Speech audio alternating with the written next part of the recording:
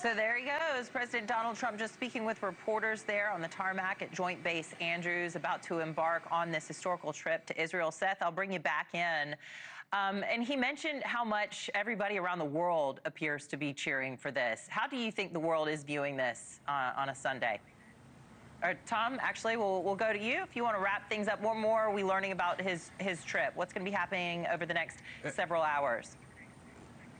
Hey, Anna. Well, over the next several hours, of course, he's going to be on Air Force One traveling overseas to get there. He's going to be showing up in Tel Aviv, Israel, right around 2 a.m. Eastern time. Local time, it's right around, I believe, 9 a.m., if I'm not mistaken. But, not many, kind of a short comment right there from the president. Usually he takes several different questions before going on a trip like this. And but speaking to sort of the historic nature of all of this, this war has really disrupted the Middle East and brought all sorts of uncertainty about what was going to happen next. And at times it expanded even more to include, people like Hezbollah and Iran. So the president really highlighting this ceasefire deal. Obviously, it was a huge announcement when he announced it last week, and sort of previewing the feeling going into this. This is very much sort of a celebration for the Trump administration. This is a big deal. The ceasefire deal, very significant for the Middle East region, and the president kind of speaking to that, saying this is a special time for the region and everybody is cheering. And here's the thing, multiple other countries too. President Trump is going to be meeting face to face with some of these world leaders, because this trip also includes a stop in Egypt, where he's going to be taking part in a peace summit. So the president, I think, as we just saw right there from him as he was speaking to the reporters, voicing a lot of optimism, a lot of sort of excitement ahead of all this, looking forward to really highlighting this ceasefire deal in Israel. Anna? Yeah, look, and if we can read the tea leaves, the president would not be getting on that airplane if he did not think those hostages were going to be released, just as Hamas has promised. And we heard from Vice President J.D. Vance saying that could happen any moment now. So those 20 living hostages we do expect to be released from Hamas custody and transferred to the Red Cross and get their medical attention and be reunited with their families as well. Thank you so much. Stand by. We're going to go now to retired Marine Intelligence Officer Hal Kempfer.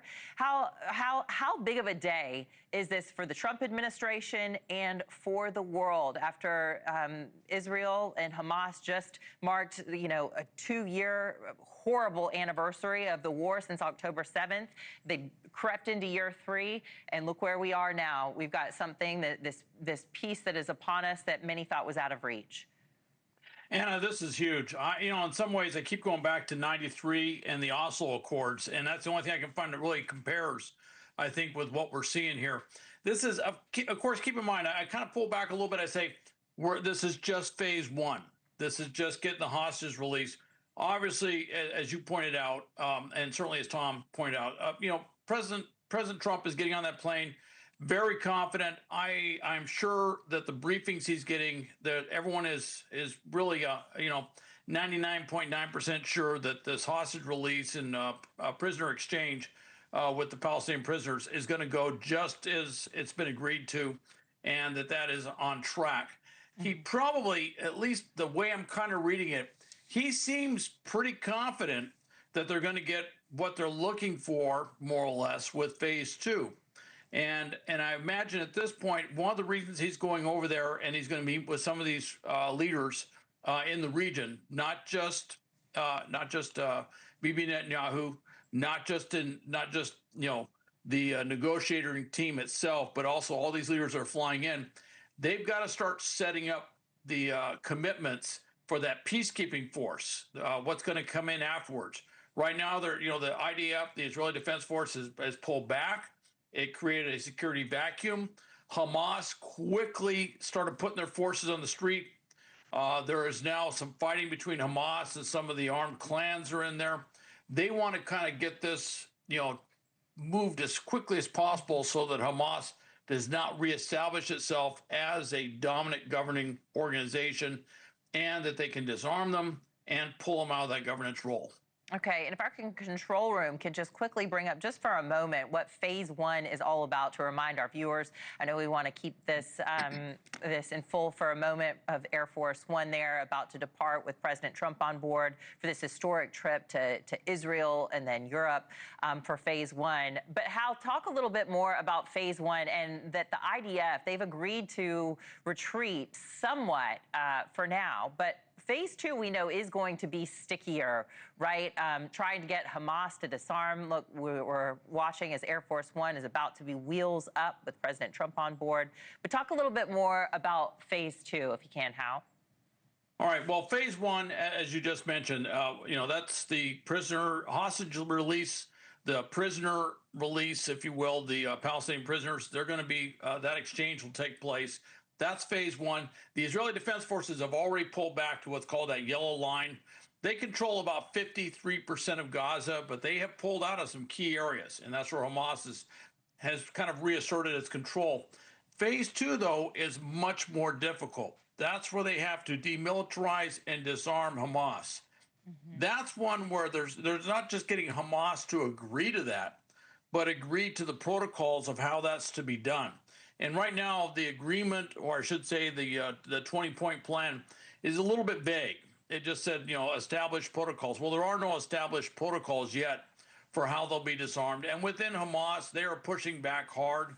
There is a lot of discussion. Well, we'll give them the longer range weapons like the missiles and maybe some of the mortars, things like that, but we'll keep the small arms, the machine guns. And of course, that's not going to be acceptable to any of the other parties.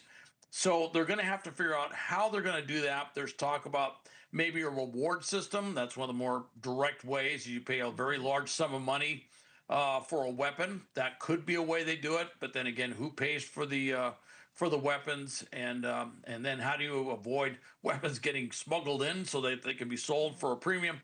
There's a lot of issues to go with that. And then the other part of phase two is the governance piece. Now, the Palestinian Authority just today agreed that Tony Blair, the former prime minister of Great Britain, should be a key component of whatever this interim authority is. The Palestinian Authority saying that provides a lot of gravitas, if you will, a lot of assurance that Tony Blair will play a role, but also that there's a certain degree of Palestinian support for Tony Blair playing this role, and in that it opens up the possibility of President Trump maybe leading this peace board. I think that's still going to be negotiated out to figure out what that looks like. But then, what is the technocratic Palestinian Authority that will take over Gaza look like? That's a big question. These are huge issues that have to be resolved, and I think it's going to take some time. And our viewers watching are wondering, what does this mean for Americans and for American troops? And the vice president was making the rounds on the Sunday shows today, and he said there are troops in the region. There will not be American boots on the ground. We've got to go. We're watching this live as the president's about to embark on this historic trip again to Israel and Egypt. Retired Marine Intelligence Officer Hal Kempfer, thank you so much. Stay close, everybody. Keep it right.